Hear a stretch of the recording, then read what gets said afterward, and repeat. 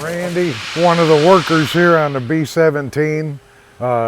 This is an outboard wing section, and what we're doing is we're getting ready to put new leading edge skins on. We've got the outboard two skins, they're drilled.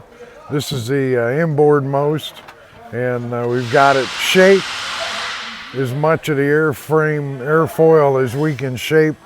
And then the rest of it we'll sit here and start back drilling and pull it up. So this is all 32 thousandths skin, and the leading edge of this is removable. You've got a pair of pins that you can pull out of these lugs on the spar, and then you've got a row of screws, so you can pull the screws out, pull a little cover plate off, reach in and pull the pins out, and literally lift the entire leading edge off. So once we get drilled up, we're using the rest of the wing as a jig for the moment. Then we'll pull it off, we'll set it on the bench, and we'll shoot the nose ribs onto the skin.